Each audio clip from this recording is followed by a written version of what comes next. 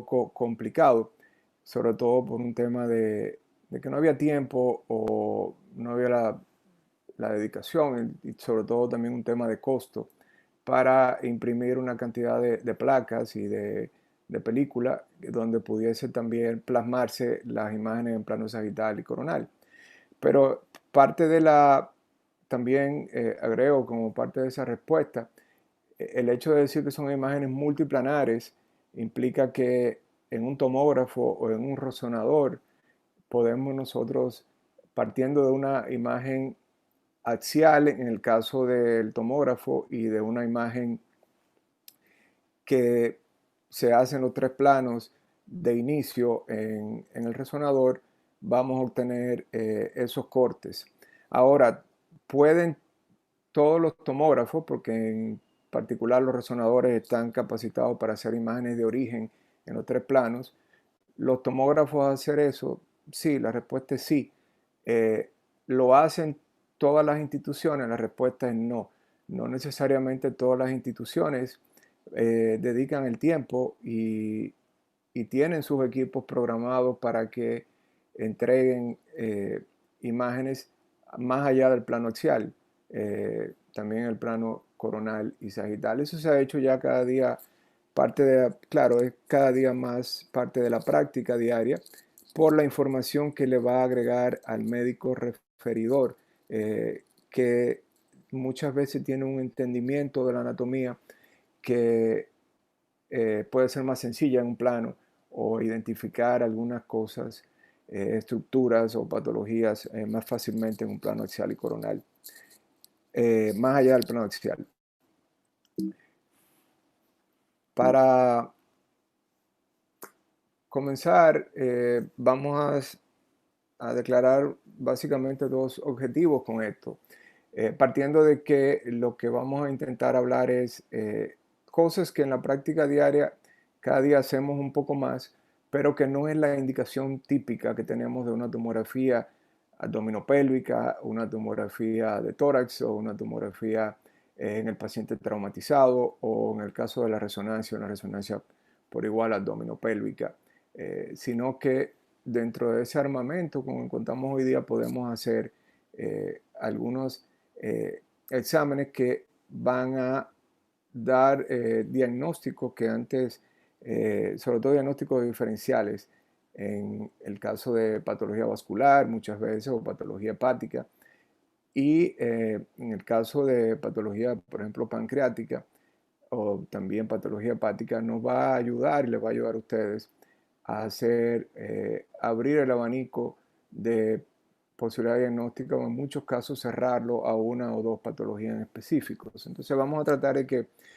que durante la conversación podamos al final decir que ustedes puedan llevarse a la casa, eh, que evaluemos la utilidad de los métodos no convencionales y conocer las indicaciones habituales de estos métodos.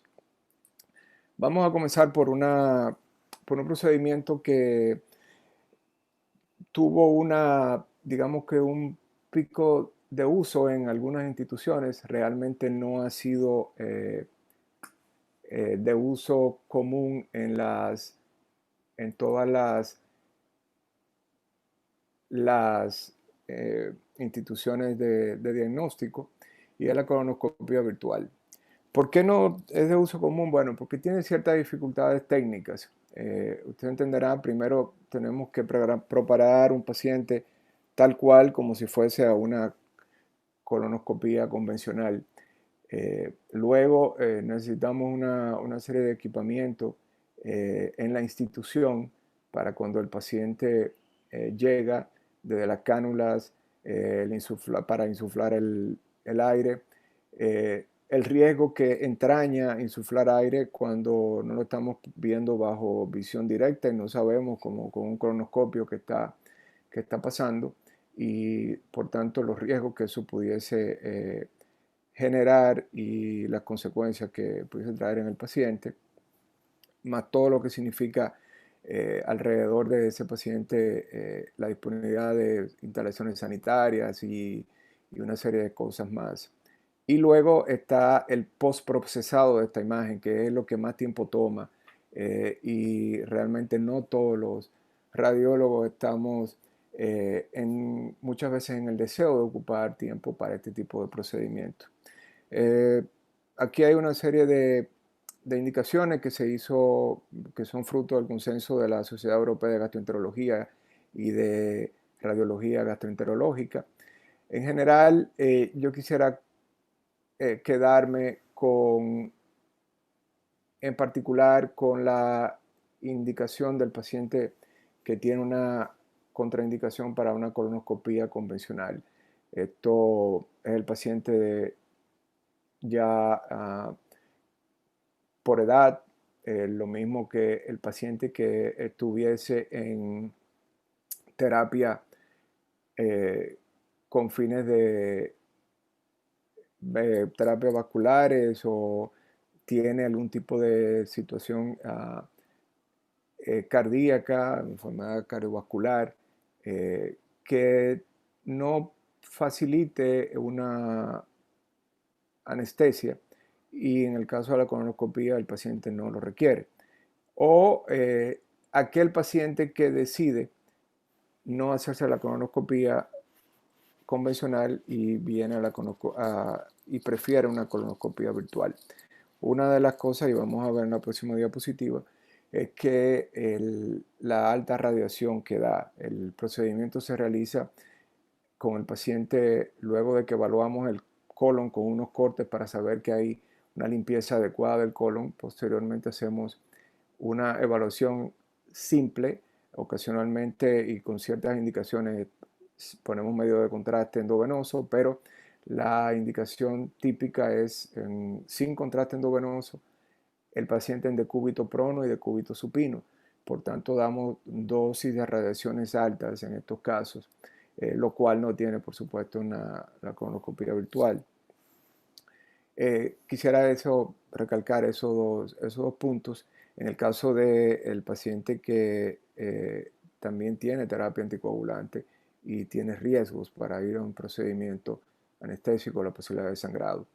Por supuesto, hay una serie de evaluaciones que se pueden estar, de indicaciones que se están evaluando para evaluar, en el caso de los estomas de sigmoides, pacientes con endometriosis pélvica, y se está discutiendo también el paciente que tenga una enfermedad diverticular crónica que de manera repetitiva haga procesos inflamatorios y dentro de una enfermedad diverticular y se cronifique y que pudiese haber áreas de estenosis que dificulten el paso del colonoscopio. Esta imagen nos enseña lo que sería el consenso aprobado por el Colegio Americano de Radiología para la evaluación del screening, en el caso del screening del cáncer colorectal. Ahí pone 5 escenarios y como ven, en todos esos escenarios, como parte de la evaluación, la cronografía por tomografía o cronoscopía virtual es indicada como usualmente apropiada, excepto en el caso del paciente que tiene un alto riesgo para cáncer colorectal, porque no hay indicación en estos casos para esta patología. Aquí tenemos unos ejemplos, van a ver en las imágenes de la izquierda superior, en la imagen central, aquí tenemos la cánula para insuflar el aire, y lo que vamos a hacer desde un plano, en este caso un plano axial en decúbito supino y una proyección lateral, vamos a obtener un bloque de imágenes que se envían luego a una computadora donde hacemos un trabajo de postprocesado. Hacemos no solamente un viaje virtual a través del colon, podemos hacerlo a través, y ya eso se ha hablado en otras conferencias, podemos hacer viajes virtual a través de estructuras vasculares, podemos hacerlo a través de bronquios, podemos hacer a través de, en este caso, de el colon. Y vemos en la imagen, en esta imagen axial, donde está señalado con esta pequeña flecha en amarillo. Por supuesto, ustedes dirán que esto podría ser la proyección de una austra, de un pliegue de una austra. Sin embargo, esta imagen luce más densa. Tiene también un área una zona de baja densidad, hipodensa, asociado a donde se retiene probablemente algo de líquido, y por eso se ve parte más denso, y también el material usado para el enema que usa el paciente previamente. Y como en la reconstrucción, hacemos una reconstrucción que hacemos para ver todo el colon distendido. Y por último vemos aquí algunos divertículos y esta imagen que traduce la imagen vista en el plano axial y que corresponde a un pólipo. Fíjense cómo muestra una base ancha, hay una pequeña lobulación y tiene un mamelón, un pequeño mamelón esta imagen. Esto resultó en un pólipo displásico. El paciente, bueno, pues fue luego a una colonoscopia curativa para eliminar, hacer una polipectomía. En este caso, en una reconstrucción, todo en plano coronal, aquí tenemos un plano axial oblicuo, y como esta imagen, esta flecha, vamos viendo este rectángulo y lo que nos va señalando es cómo el, va viajando digamos en este caso el colonoscopio virtual dentro del colon. Aquí vemos una imagen que es aplanada y apenas sobresale de la mucosa y luce denso respecto a las áreas que están alrededor.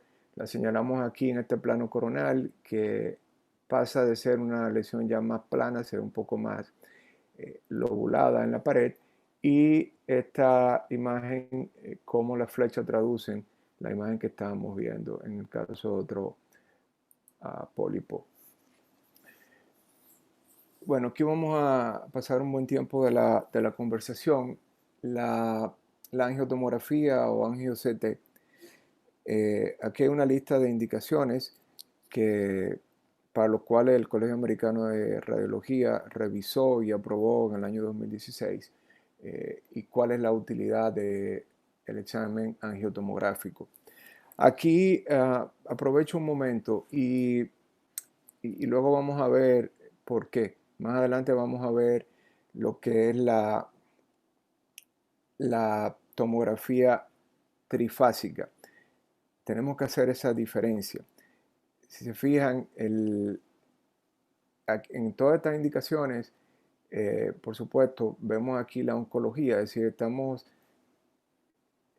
todo lo que es tumores, podemos ver lesiones, podemos ver la vascularidad de esos tumores, y luego la mayor parte de las indicaciones son para evaluar enfermedad aneurismática, disección de aorta y su variante, la enfermedad oclusiva arterial, en el caso de isquemia mesentérica, el paciente traumatizado, que siempre y cuando el paciente lo permita y estamos en búsqueda, sobre todo en los miembros inferiores, en búsqueda de lesiones disecantes o que lesionen estructuras vasculares y sus consecuencias futuras. Eso, el paciente luego de controlado el cuadro agudo, sobre todo para buscar pseudoneurismas en este tipo de pacientes.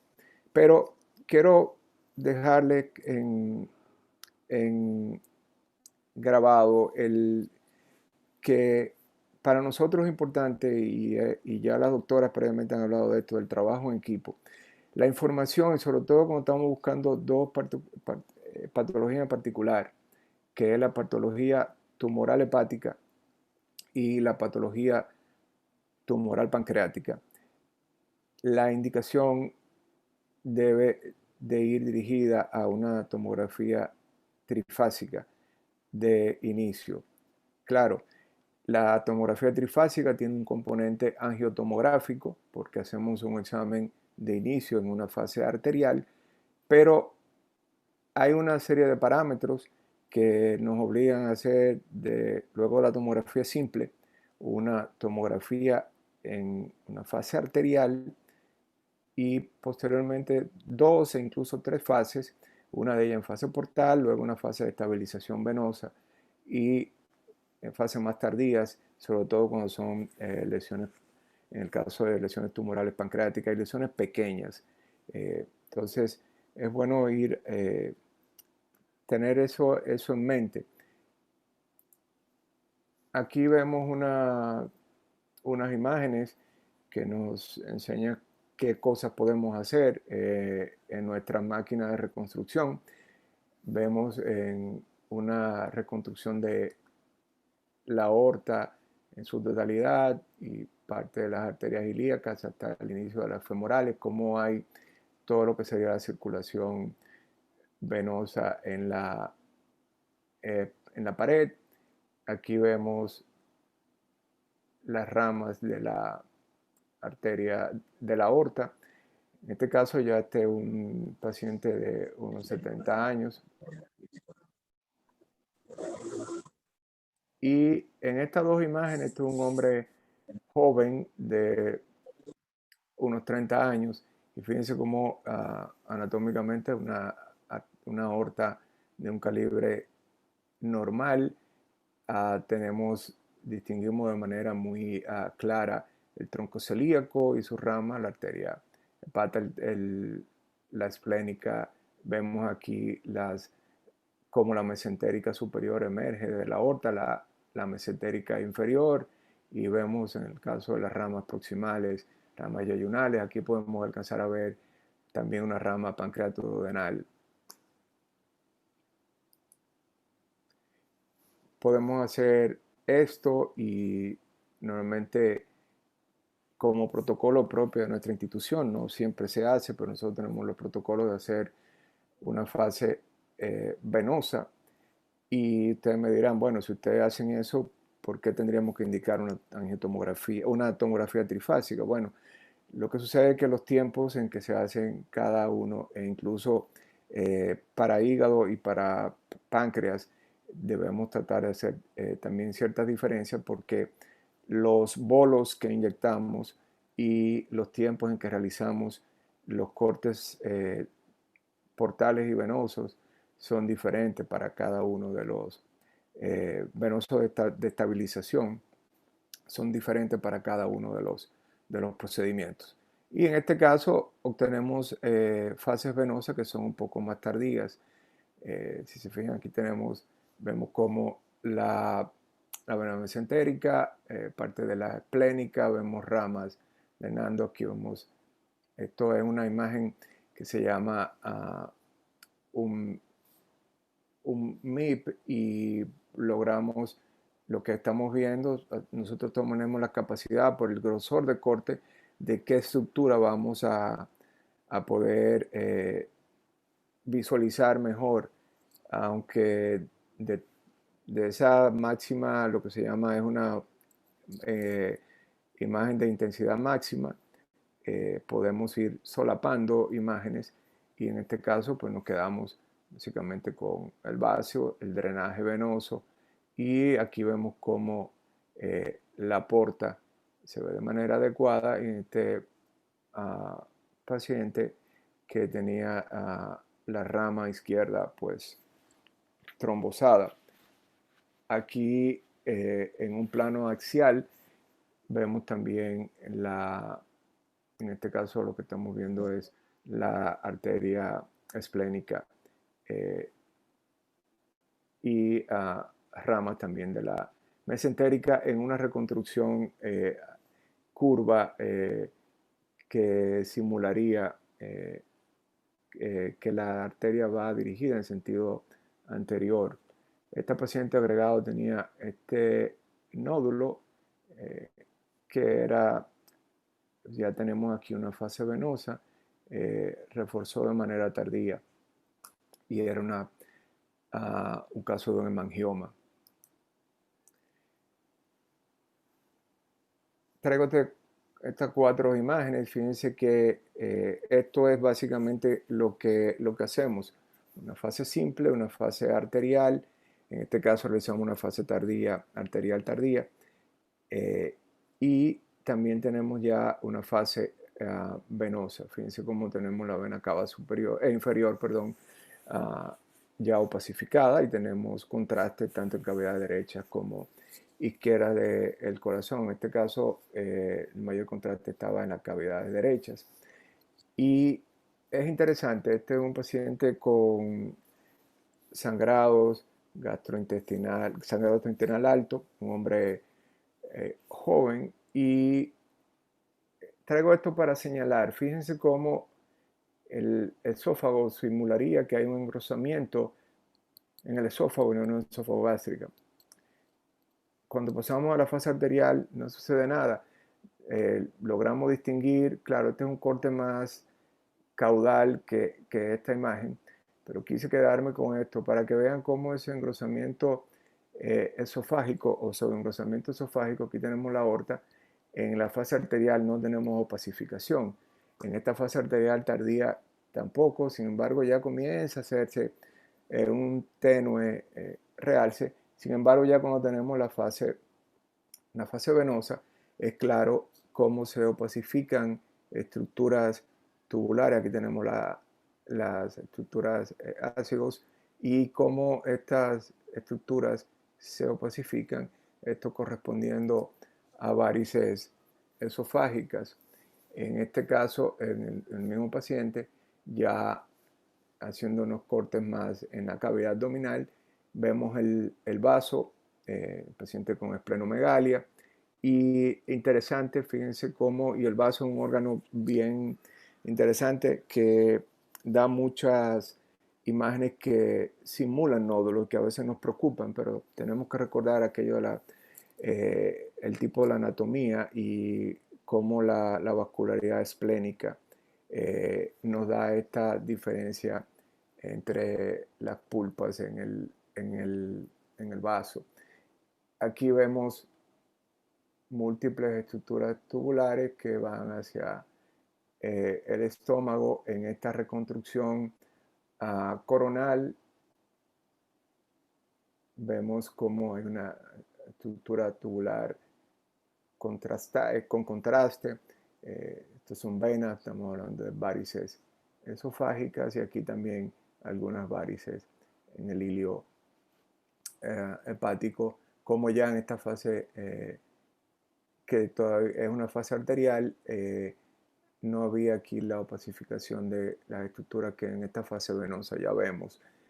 Aquí tenemos también esta imagen que es de densidad y comportamiento similar al vaso, corresponde a un vaso accesorio. Pasamos a un tema y hubo también una pregunta previa en otras de las conferencias sobre el tema de isquemia mesentérica. Más adelante vamos a ver, sobre todo en el paciente, el valor que tiene el ultrasonido Doppler en el caso y en los criterios apropiados, por lo menos por el Colegio Americano de Radiología. La isquemia mesentérica, bueno, podemos dividirla en tres grupos.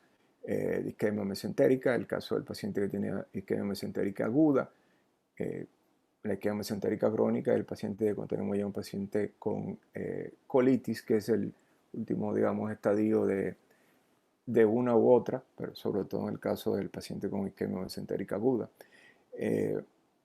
¿Por qué sucede una isquemia mesentérica aguda? Bueno, pues el paciente tiene una oclusión trombótica o embólica de las arterias mesentéricas, puede haber trombosis venosa y en los casos de isquemias que no son necesariamente oclusivas. La isquemia mesentérica crónica sucede en pacientes con cambios fibróticos en los vasos arteriales. Y en el caso de la colitis isquémica podemos tener una colitis isquémica que sea reversible, es decir, transitoria, y ya los pacientes que evolucionan hasta la colitis severa con necrosis transmural y gangrena. Y ustedes bien conocen las complicaciones y la alta mortalidad que tienen estos pacientes. Aquí, fíjense que hay dos escenarios que plantea el Colegio Americano de Radiología como criterios apropiados en el caso de la isquemia mesentérica. Tenemos el paciente que tiene una sospecha de una isquemia mesentérica aguda y vemos que las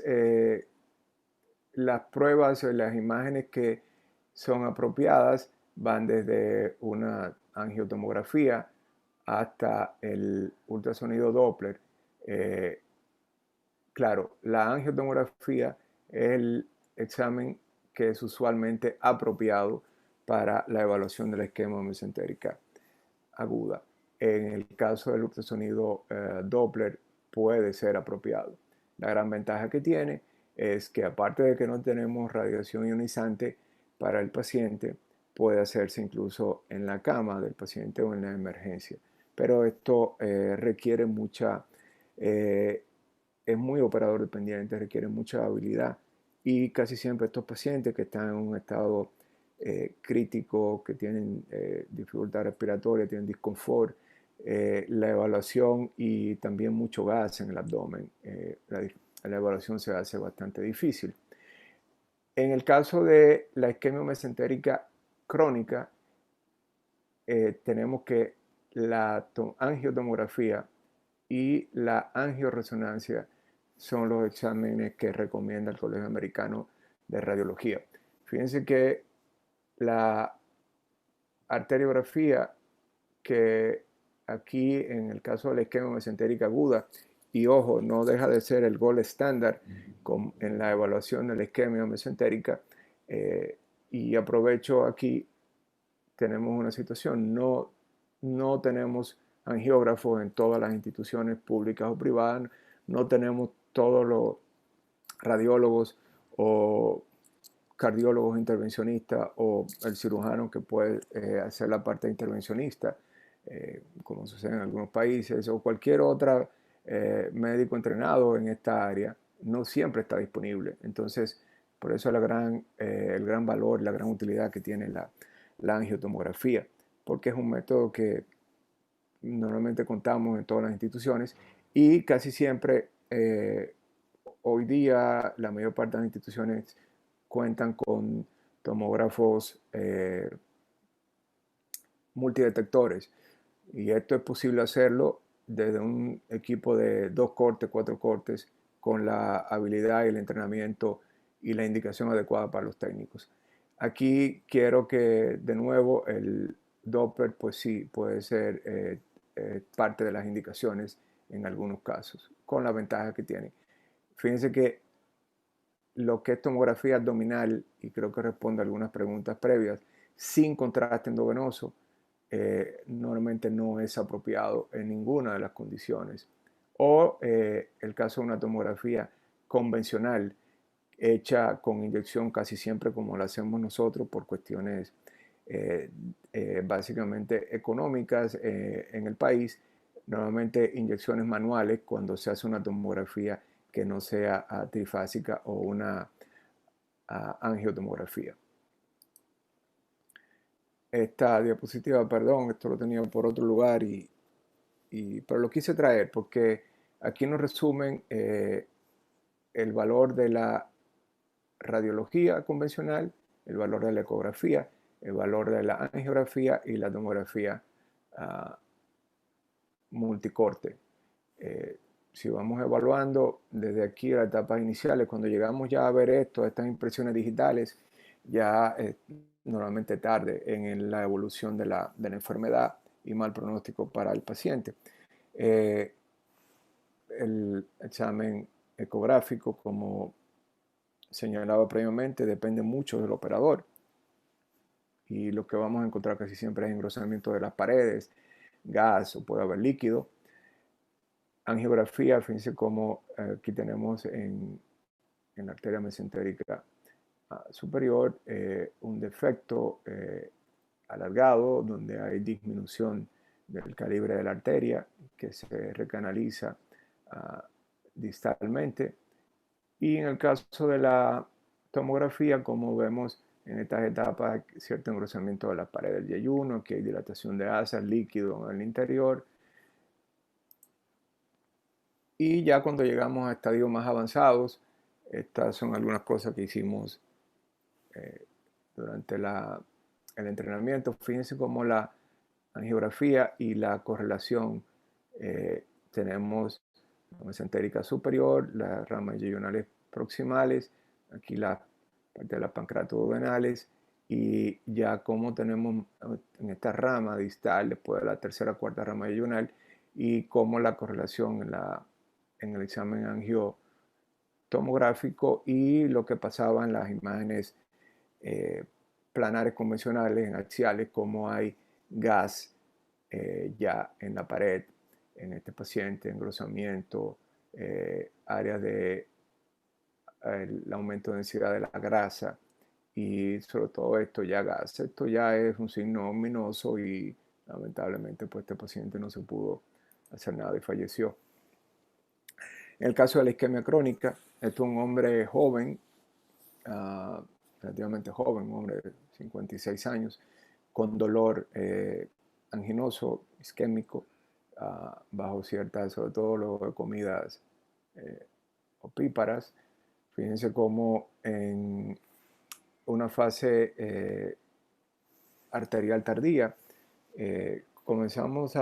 vemos aquí la mesentérica superior, como ustedes, y si recuerdan la imagen donde señalábamos lo que era la placa, la fibrosis propia de estos pacientes, aquí no vemos un trombo, aquí no vemos una placa calcificada, sino que hay una reducción en el calibre de la arteria en su origen, que disminuye aquí la densidad del contraste. Fíjense cómo aquí la densidad del contraste es mucho mayor, prácticamente similar a la densidad de la aorta.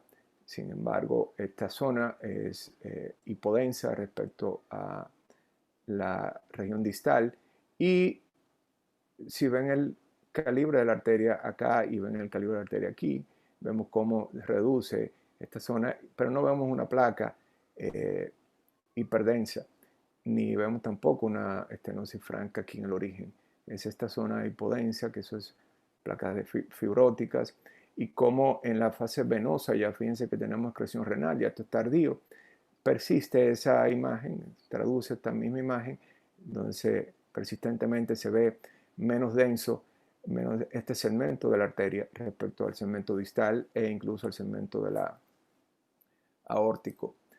Y estas son las reconstrucciones que podemos hacer, todas las reconstrucciones 3D en plano es un sagital oblicuo. Fíjense cómo tenemos aquí el tronco celíaco, vemos arteria esplénica, la arteria hepática, las ramas pancreatoduodenales, los mismos. Sin embargo, fíjense cómo la misma imagen traducida, recuerden que aquello era un plano axial, la arteria saliendo anterior a la aorta. En este caso, como tenemos una imagen sagital, vemos el origen de la mesentérica y aquí cómo reduce el calibre de la arteria y la muesca que hace en la placa fibrótica que tiene este paciente.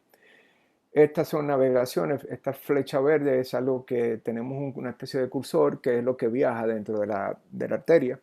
Y aquí vamos a la derecha, vamos señalando, dependiendo de un punto azul, el lugar donde estamos y cómo el lumen, que aquí, fíjense que estos son varios puntos, la densidad y un lumen normal, y aquí cómo reduce, y si ven en alrededor, esta hipodensidad que traduce la placa de fibrosis. En este caso, es una reconstrucción que se llama BR o Volume Render. Esa es terminología que usamos nosotros, va a depender. Podemos usar la 3D, que es lo que tenemos acá, el BR, el MIP o el MIN, y así sucesivamente.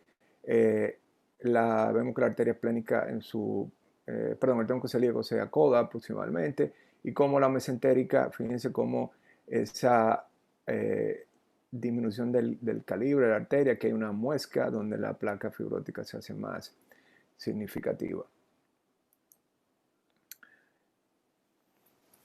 Aquí pasamos a evaluar algunas de las, como le decía, algo de patología hepática, en el caso utilizando la tomografía trifásica. De nuevo, recordamos una fase simple, una fase con con contraste en arterial, y ya tenemos aquí opacificación renal, ya en una fase un poco más tardía.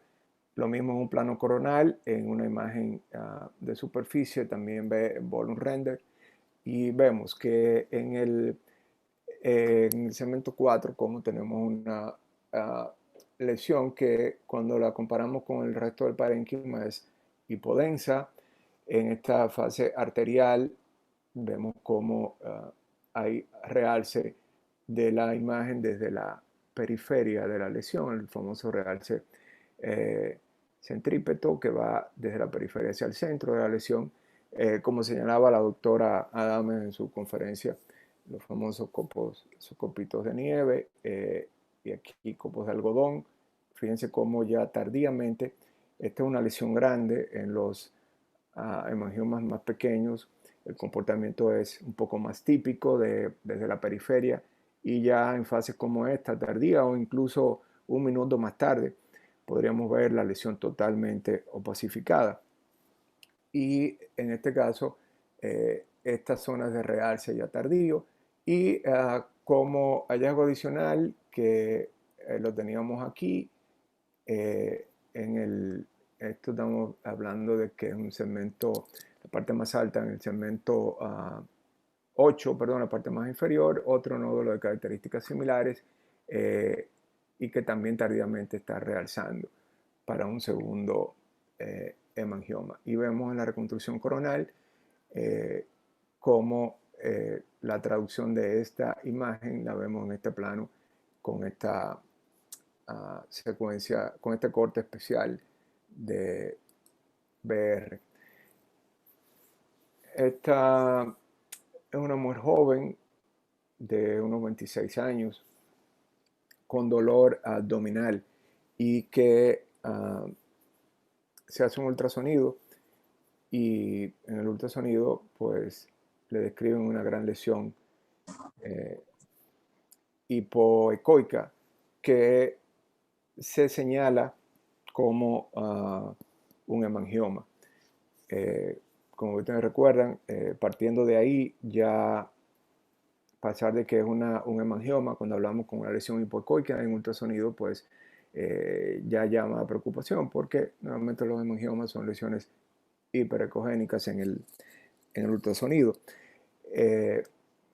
Tenemos en el corte simple, es muy sutil, pero cuando comparamos, fíjense que aquí hay un reborde hipodenso que tiende a definir una imagen ovalada que ocupa parte del segmento 7, y que en los cortes con inyección arterial, tanto inyección arterial temprana como tardía, tiene un realce intenso, es decir, tiene una lesión hiper vascular que se opacifica en la fase arterial. Vemos la zona de la cicatriz central. Fíjense que aquí hay un vaso aferente que está nutriendo la imagen, esta zona hipodensa central que corresponde a la cicatriz entre esta lesión, como muchas otras en el hígado con cicatriz central. Y ya en este corte coronal, en plano coronal tardío, ya tenemos aquí opacificándose la vena mesentérica y parte de la porta. No la vemos completa por el corte y el volumen de corte que tenemos, como la imagen pues se ha lavado, y recuerdan el término, la doctora Vera lo utilizó, si mal no recuerdo, y eso significa que hay ese washout en inglés, significa que la imagen tiene mucho influjo arterial, el contraste llega, pero rápidamente se va, y al final nos deja una imagen prácticamente isodensa al parénquima hepático. Aquí hay algunos vasos que están desplazados, y parte de esta pequeña hiperdensidad, que es una de las características de esta patología, que es la hiperplasia neural focal, que la imagen tiende a tener el salvado rápido. La gran parte del tumor de la lesión se hace isodensa al parénquima hepático, y sin embargo la cicatriz tardíamente se mantiene con realce. Otros ejemplos, en este caso de una mujer en sus 30 con diagnóstico de una lesión pancreática en la cola por un ultrasonido. Fíjense que en la tomografía tenemos, en el páncreas hacia la cola, tenemos esta imagen, una imagen ovalada con unos bordes relativamente bien definidos, hipodensa. Si se dan cuenta, la densidad es bastante similar al contenido gástrico. Sin embargo, la densidad de esa lesión es alrededor de, cuando la medíamos, unos 50 unidades Hanfield. Es una imagen de densidad intermedia. Esta paciente tenía un tumor papilar y una metástasis hepática que vemos en corte axial, y que en la reconstrucción coronal, fíjense cómo realza, y que por cierto no había sido vista en el examen sonográfico. Como ven, tenemos esta lesión porque ya tenemos aquí una fase venosa, el realce tardío de la lesión. Que vamos a pasar a otra patología. Vamos a dedicar aquí un poco de tiempo porque es sumamente interesante, y este trabajo en conjunto que tanto hemos insistido, tanto la doctora como yo, nos va a ayudar mucho, sobre todo con la presunción de diagnóstico clínico y quirúrgico que ustedes tengan, y la posibilidad sobre todo de que en patología pancreática, patología tumoral pancreática, ustedes puedan tener de nosotros una respuesta de si esa lesión es potencialmente resecable o no. Como evaluación abdominal, prácticamente en toda la patología siempre vamos a tener una sonografía de abdomen de inicio, excepto que el diagnóstico o la condición clínica del paciente nos oriente a irnos a un método diagnóstico que no sea el ultrasonido. Aquí ven, ojalá siempre pudiésemos ver imágenes de páncreas como esta. No siempre lo logramos. Este es un paciente que es bastante amigable para hacerle el ultrasonido, y ustedes aquí definen las estructuras anatómicas. Ven el conducto con un calibre normal. Aquí vemos como la arteria esplénica, aquí estaría el origen de la porta y el resto de las estructuras vasculares.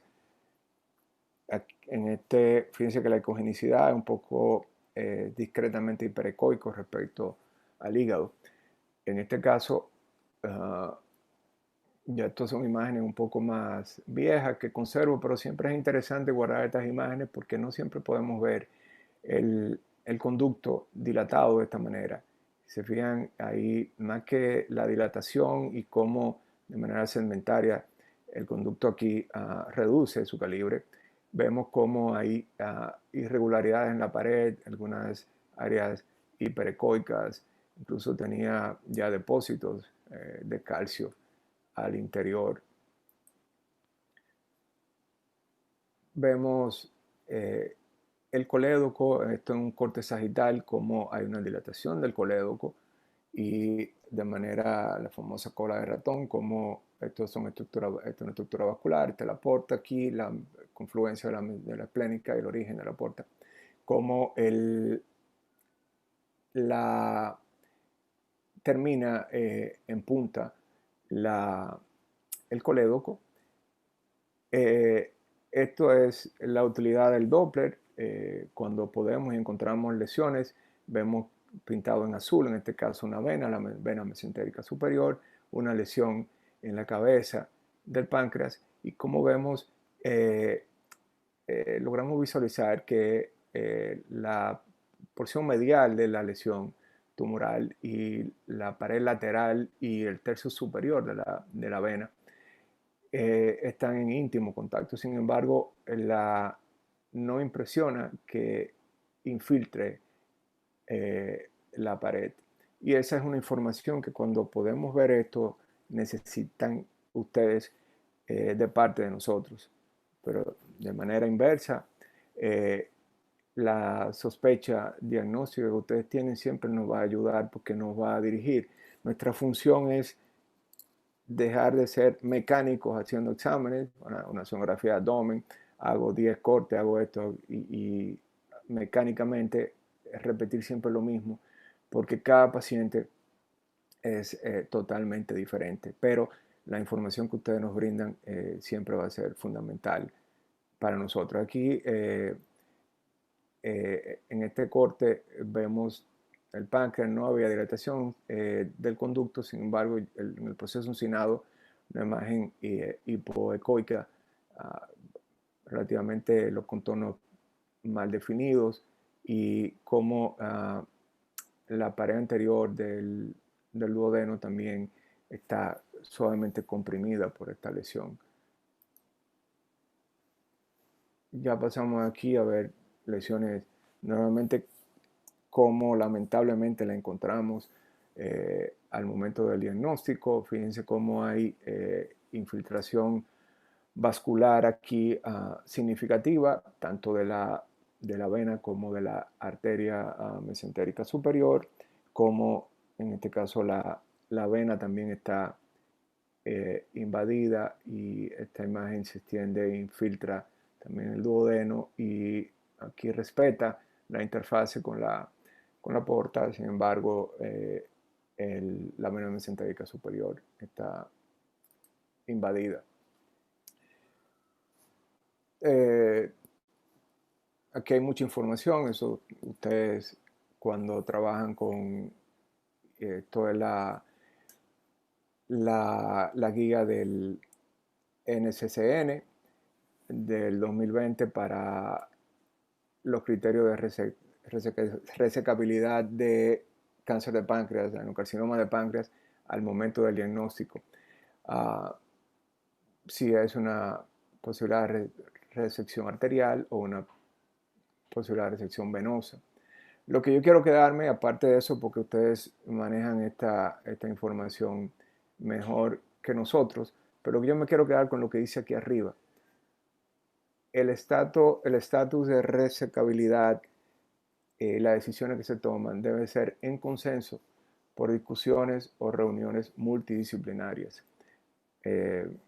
Yo sé que suena quizás un poco utópico, sobre todo en las instituciones que nosotros trabajamos a nivel privado, lograr esto. Pero ojalá así fuese, que pudiesen establecer y que, sobre todo, que las sociedades puedan trabajar en conjunto, porque al final eso va a redundar en beneficio para la práctica de ustedes, la práctica nuestra y sobre todo para los pacientes, que es lo más importante. Este esquema súper interesante y es una información que nosotros debemos darle o debemos intentar de darle a ustedes siempre y cuando nosotros hagamos exámenes de manera adecuada y orientados con la sospecha diagnóstica que ustedes tienen. El paciente que potencialmente es resecable, ustedes van a ver aquí en el esquema la vena mesentérica superior, la tenemos aquí, por aquí anda la arteria, sin ningún tipo de invasión, esta es la lesión y no hay grasa entre la lesión y la vena. Fíjense que o no toca o no hay contacto o lo hace en menos de un 50% de la circunferencia de la vena.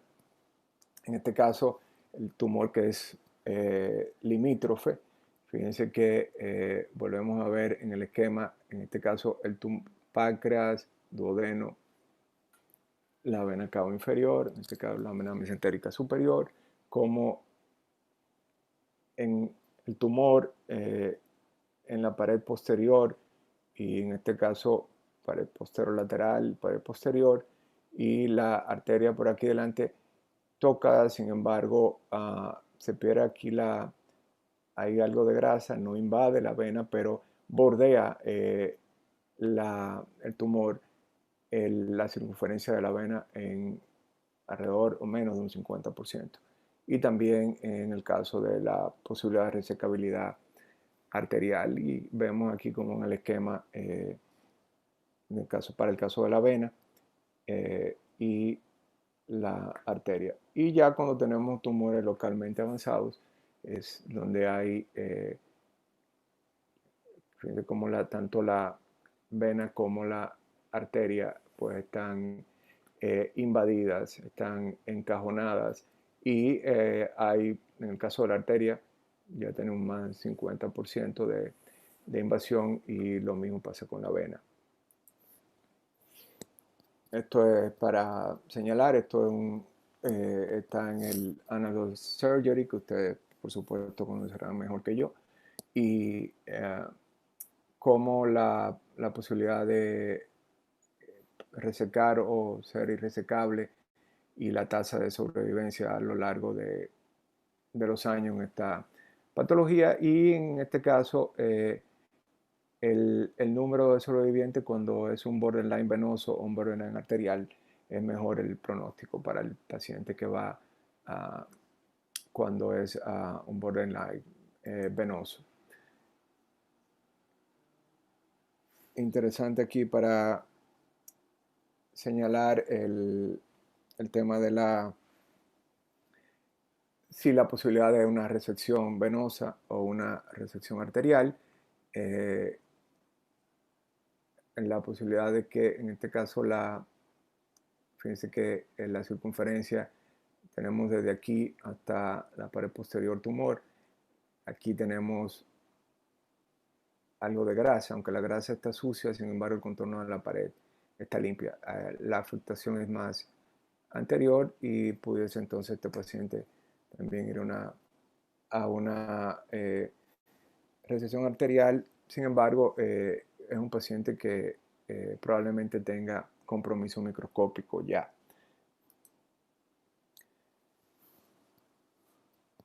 La resonancia tiene una gran utilidad, en este caso una resonancia con colangioresonancia en el paciente con cáncer de páncreas. ¿Qué nos dice a nosotros utilizar o de método de elección, una resonancia o una tomografía trifásica? Bueno, va a depender mucho del método, va a depender mucho también de las condiciones propias del paciente. Lo que sí, cuando tenemos ya, en este caso, una enfermedad que el paciente pasó y en la tomografía, y este es el caso de este paciente, es un paciente que tenemos la vía biliar marcadamente dilatado, tanto la vía biliar intrahepática como la vía biliar extrahepática, el hepático común, colédoco, y tenemos aquí como el colédoco termina de manera abrupta, reduce su calibre, y también la dilatación del conducto de Wilson. La resonancia en casos como este, y sobre todo cuando la tomografía falla, es un método de elección. Pero aún así, y quiero llamar la atención, y por eso están estas tres imágenes aquí. Recuerden, por favor, lo que la doctora Adame magistralmente planteó en la conferencia que habló el sábado pasado, y la utilidad de las secuencias de difusión. Cuando veíamos las imágenes, el bloque de imágenes preinyección en este paciente, pues básicamente no decía mucho la imagen. Aquí tenemos una imagen con inyección y la traigo para que vean que esta secuencia de difusión, recuerden que la secuencia de difusión nos habla de cuando es positiva y hay restricción de la difusión de alta celularidad. Fíjense cómo en esto es el tumor. Esta imagen aquí que vemos en este caso blanca, o que se ve hiperintensa, mostrando restricción de la difusión, y que en la imagen post inyección no realmente no nos dice muchas cosas, no hay un realce así tan significativo, aún a pesar de que esta es una fase uh, venosa, no nos lo decía tampoco en la fase arterial. Les traigo la imagen venosa porque lesiones tan pequeñas, no lesiones tan pequeñas, lesiones como esta, muchas veces la logramos identificar realmente ya en las fases un poco más tardías. Y pues qué hacer con pacientes como estos que eh, tienen una gran dilatación de la vía biliar, pues procedimientos eh, terapéuticos como este, con angiopercutánea para colocación de una derivación interna-externa. Vemos aquí como la vía biliar, vemos la guía pasando a través del colédoco obstruido, como luego logramos dilatar y pacificar ya duodeno, y por último, pues cuando dejamos el catéter, y esto como medida transitoria para mejoría clínica del paciente y bajar toda esa carga de la ictericia, las alteraciones de bilirrubina, bajar en los niveles de bilirrubina y también las alteraciones hepáticas y por supuesto mejorar clínicamente al paciente. Vamos a presentar aquí algunas imágenes de lesiones que no son tan comunes, pero es bueno recordarlas.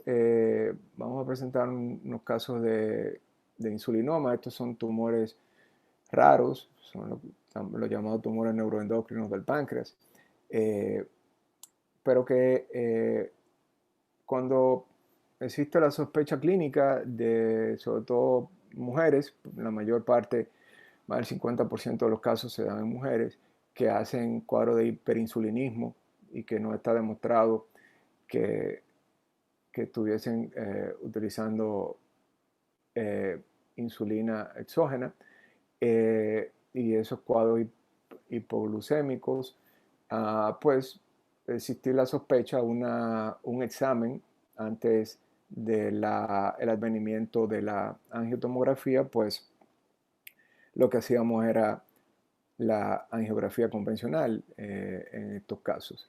Estos son tumores normalmente de 2 centímetros o más, solitarios, en el páncreas, tienen un comportamiento sólido, son hiperecoicos al ultrasonido y realzan en el examen en fases arteriales, presentan calcificaciones, puede haber invasión local provocada por ellos y tienen un comportamiento ocasionalmente que se comporta como maligno, aún siendo un tumor desde el punto de vista patológico benigno, lo único que es funcional, pero hace esa metástasis a distancias.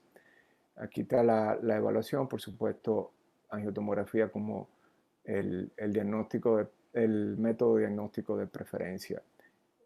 Hoy día, una imagen interesante, esto de mi época de residente, ya hace un buen tiempo. Esta era una mujer joven que hacía unos cuadros hipoglucémicos, se investigó para ver que no estuviese inyectándose insulina o que fuese, si no, se demostró que era insulina endógena la producción, y vemos esta lesión redondeada hiperecoica en la cabeza del páncreas. La traducción en la tomografía, fíjense que es una imagen ovoidea, lobulada, como una especie de coliflor que sobresale del contorno de la cabeza. Tuvimos la suerte de que hacíamos muchas de estas cosas. Fíjense como en la arteriografía, en la gran vascularidad, fíjense que la lesión desplaza los vasos, pero aquí está aumentada la vascularidad por ramas pancreatoduodenales. Antes podíamos hacer, digamos que algunas pruebas de exclusión a través de la arteriografía. Esta tiene un comportamiento atípico y eso nos llamó la atención porque en el ultrasonido el comportamiento era hipoecoico, vascularizado tanto internamente como aumento de la vascularidad periférica.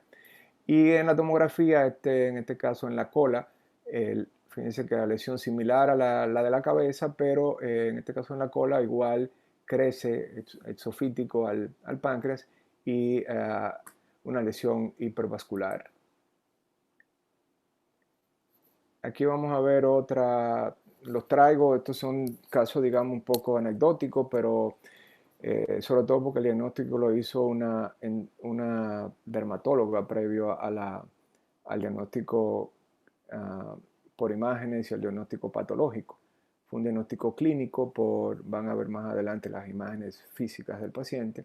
Fíjense, esto es una gran lesión hacia la cola del páncreas en el ultrasonido, es una lesión hipoecoica heterogénea que muestra algunas áreas ecogénicas, lineales, quizás calcificaciones puntiformes,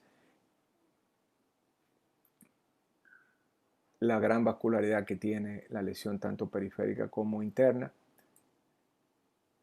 Fíjense que es una lesión grande en la cola, comprime la vena esplénica, entra en contacto con el riñón, también con el vaso. Fíjense que es sólida, ya está en una fase más tardía, donde había todavía algunas áreas que persistían con realce, pero estas zonas digamos, son zonas hipodensas que mostraban cierto grado de necrosis en la lesión.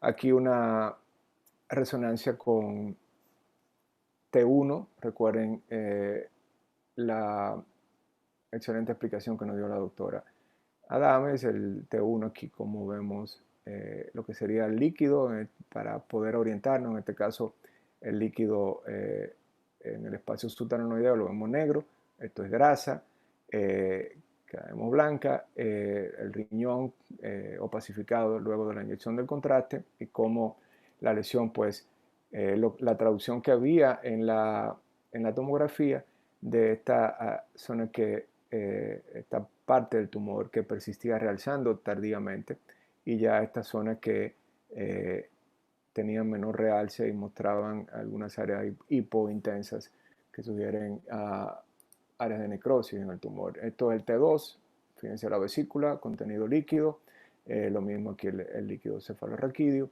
y como la lesión lobulada, conceptos, etc.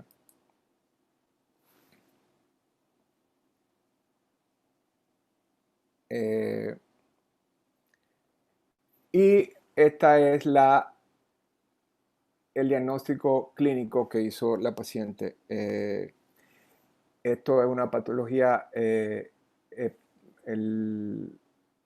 dermatológica, tiene una traducción, una manifestación en la piel, que es el eritema necrolítico migratorio. Este es un caso de un glucagonoma, pacientes que hacen cuadros de diarrea crónica, pierden peso, y estas lesiones, fíjense que eran lesiones como está el paciente, ya aquí el paciente estaba operado, esto es el postquirúrgico, le tomamos algunas fotos, fíjense que estas zonas eritematosas, hay necrosis de la piel, hay pérdida de la piel y esto migraba en diferentes partes del cuerpo.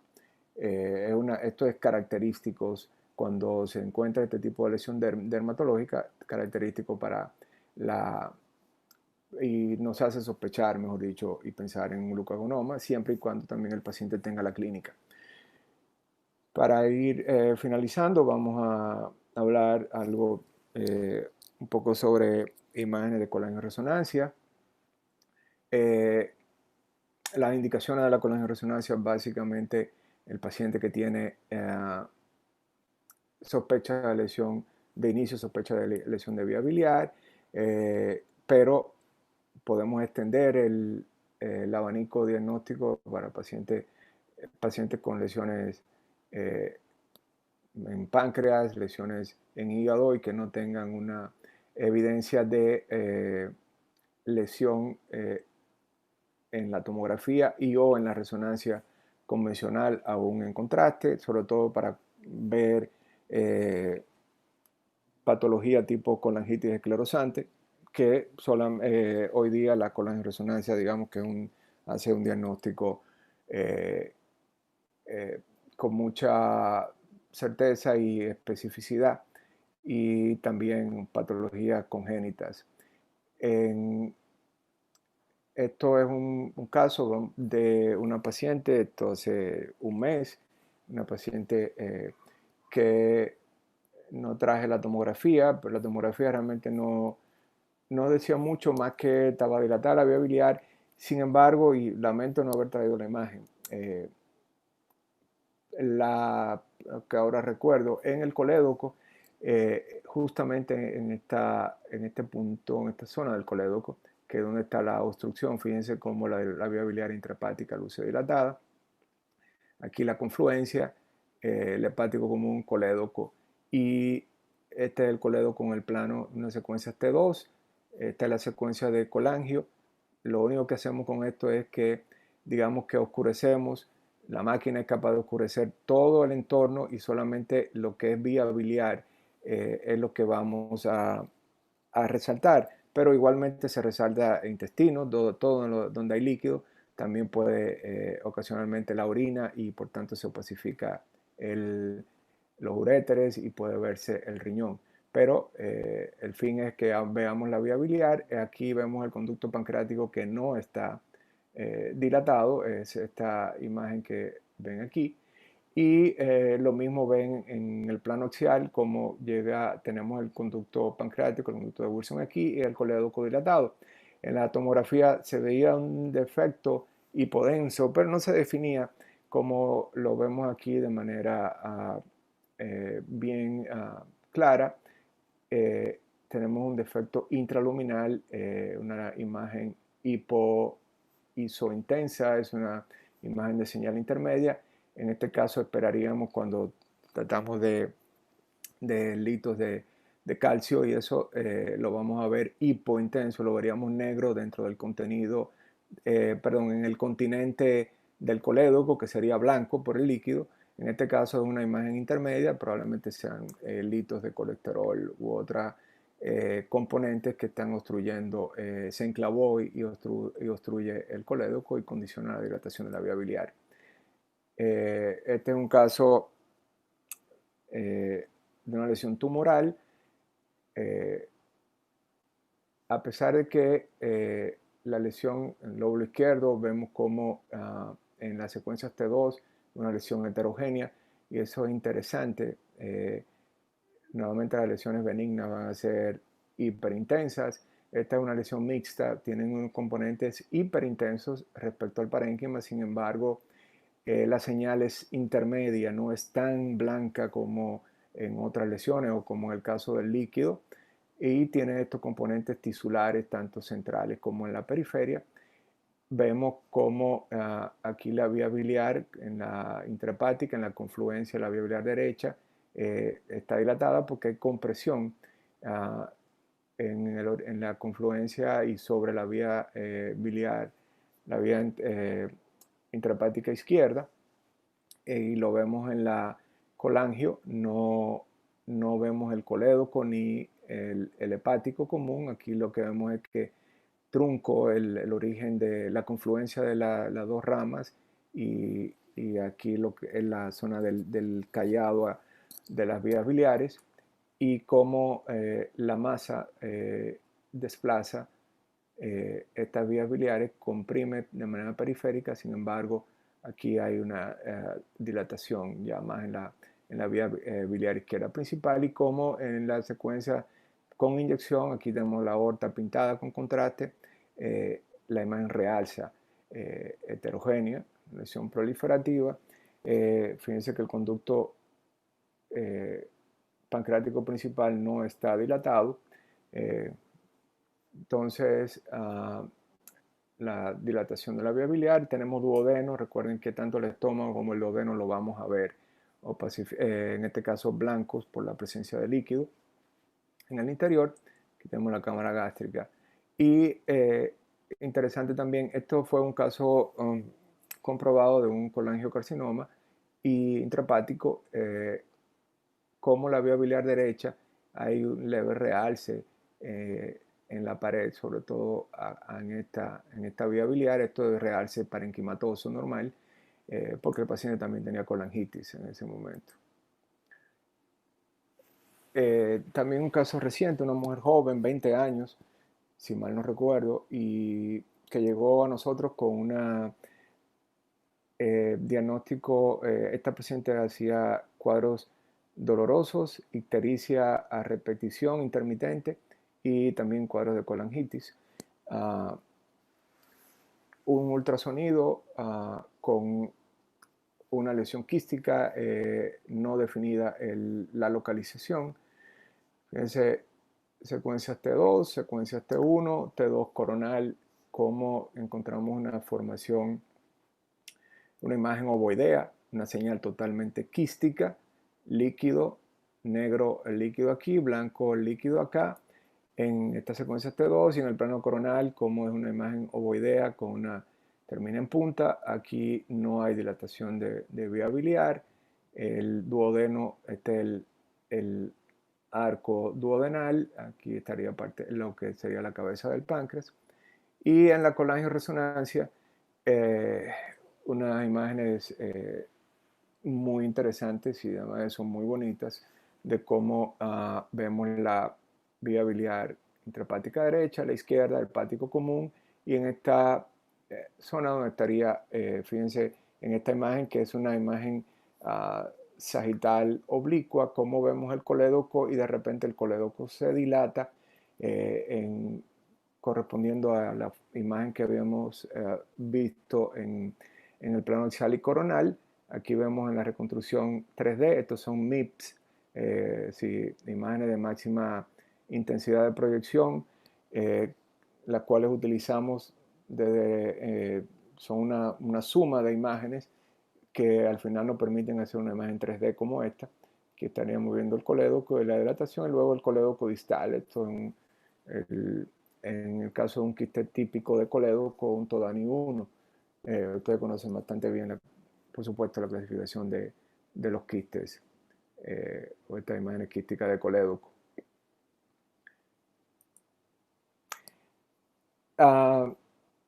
Antes de concluir, les traigo estas imágenes para que, porque yo quiero dejar aquí y ojalá hayamos podido llenar el cometido de que le quede claro a ustedes y la utilidad de este tipo de imágenes.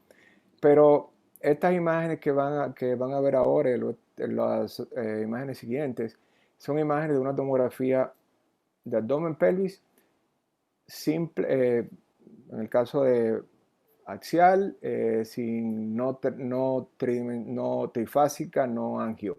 Sencillamente medio de contraste oral y endovenoso. En un hombre de 75 años con dolor pélvico, fiebre, cuadro de diarrea y constipación y dolor abdominal, al examen físico, dolor a la palpación, el cuadro típico de una diverticulitis. Cuando hacemos la imagen y las imágenes de arriba, las imágenes superiores son las imágenes de la tomografía con contraste y oral y endovenoso, el contraste ingerido por el paciente exclusivamente. Lo que encontramos, un proceso diverticular, aquí tenemos varios divertículos. Esto es un absceso, aquí tenemos aire, aire y nivel líquido-aire en esta colección. En la medida que avanzamos en los cortes hacia la pelvis, encontramos que esta lesión, que parece ser una lesión de la pared del sigmoides y que parecería que está engrosando la pared, que tiene un crecimiento exofítico a la pared, pero que aparentemente hay un engrosamiento también mural de la pared.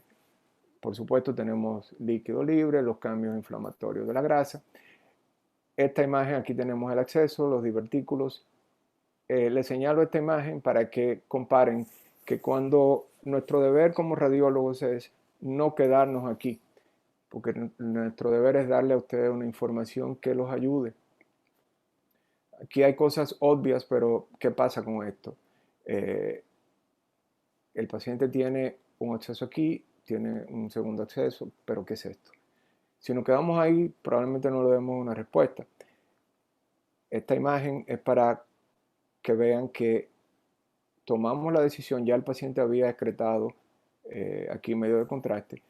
Al estar presentes durante el examen o en la zona de lectura y nuestros técnicos ven esto, nos llaman y de inmediato vemos, bueno, tomamos la decisión. En este caso, el médico del paciente estaba en el centro en ese momento. Esto fue un viernes en la tarde. Lo tenía ingresado el paciente y fue a ver el paciente. Y estábamos ahí. Pero aún así, puede ser a través de una llamada telefónica, sobre todo cuando tenemos una relación estrecha con ustedes y nos conocemos, podemos tomar decisiones de hacer esto.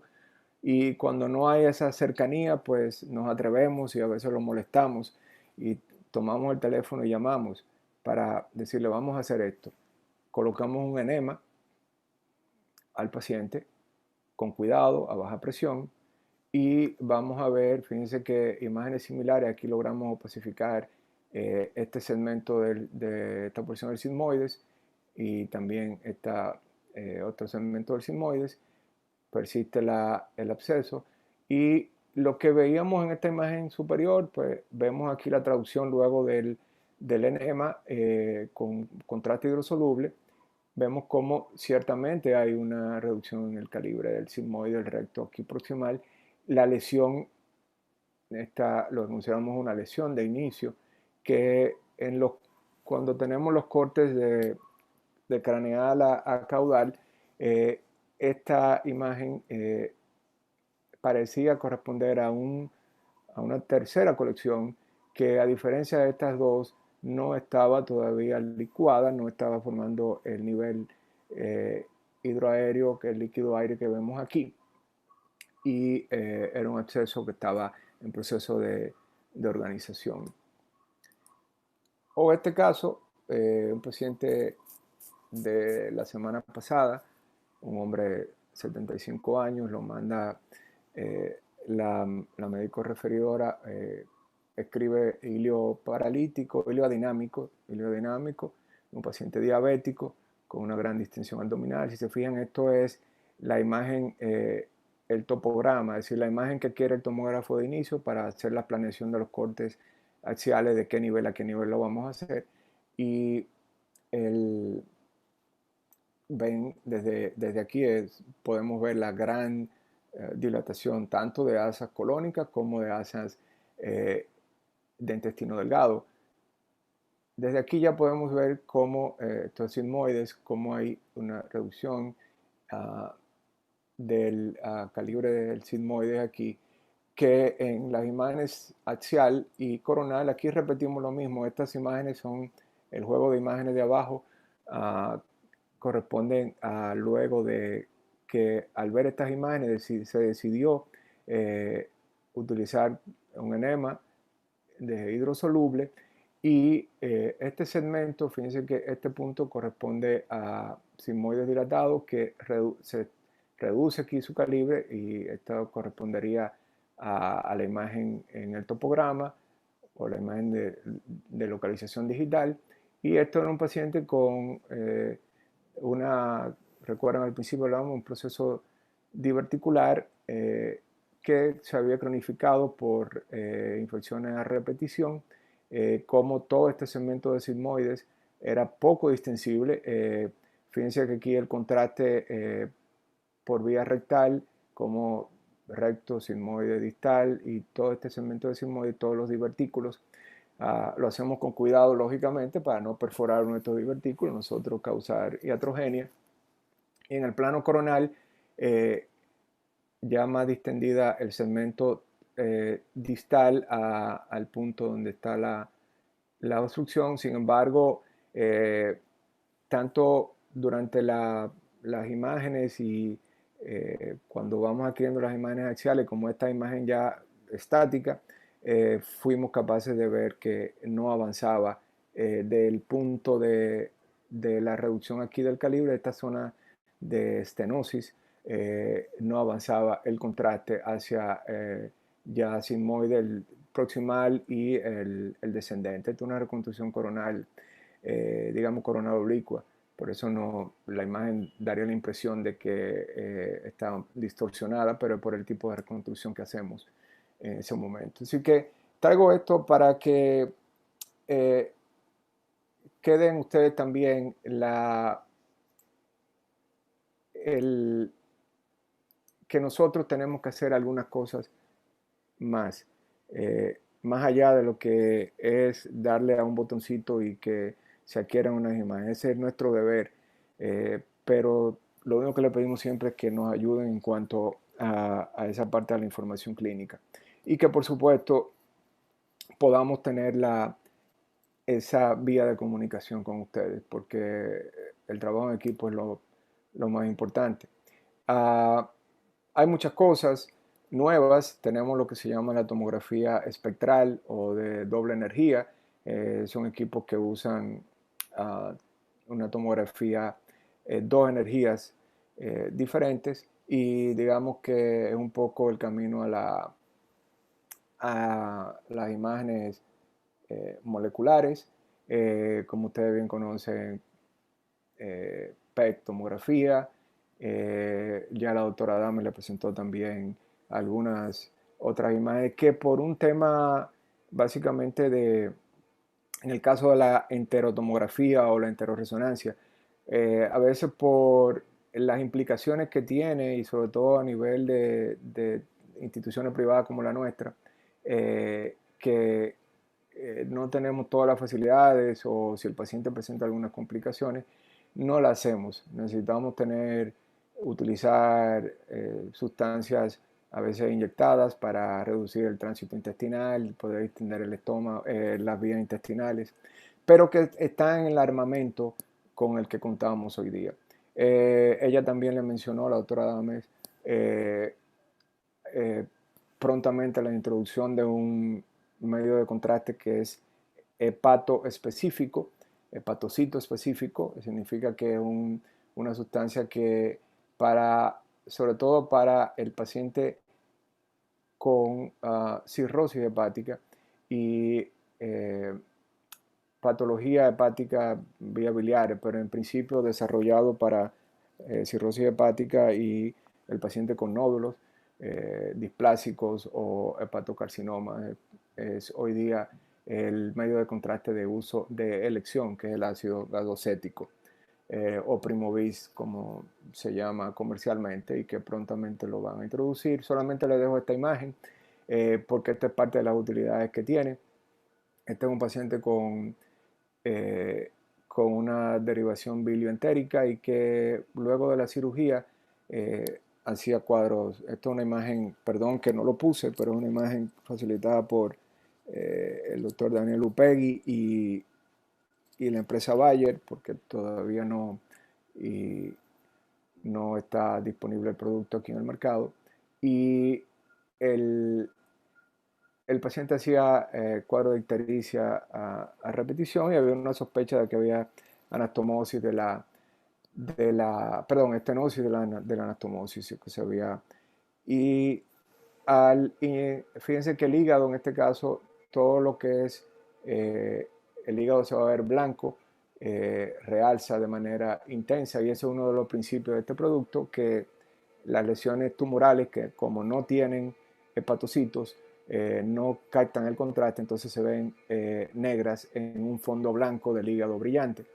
En este caso, una de las utilidades que tiene es como funcional, en el sentido de que aquí esto no es una colangio, sino que es un plano coronal, y vemos cómo podemos distinguir el paso de medio de contraste en la anastomosis, y el hecho de que haya en el duodeno se vea blanco significa que el contraste opacificó el duodeno y está pasando, y por tanto no está estenótica la anastomosis bilioentérica.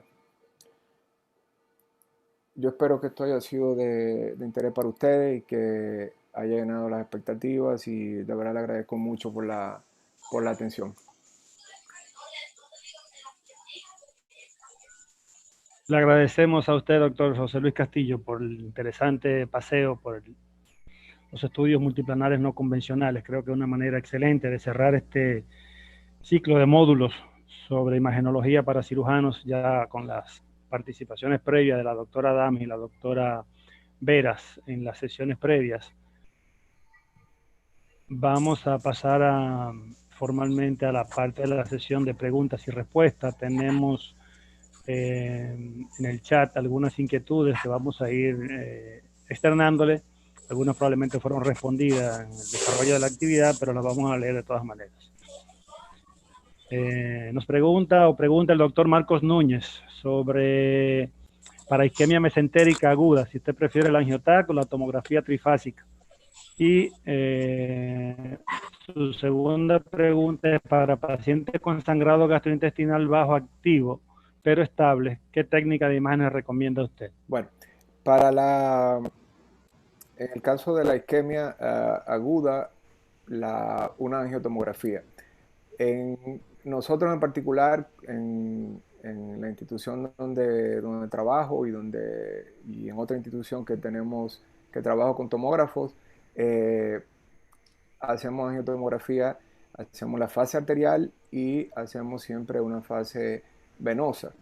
Si la respuesta termina prácticamente convirtiéndose en una trifásica, pero les recuerdo que expresaba que los momentos, los tiempos son diferentes porque en este caso no estamos buscando pequeñas lesiones tumorales, sino más que todo sangrado. Si existe una sospecha o hay de base una sospecha de hipertensión portal o eh, usamos otro tiempo. Pero en el caso de isquemia es una angiografía de preferencia con una fase venosa.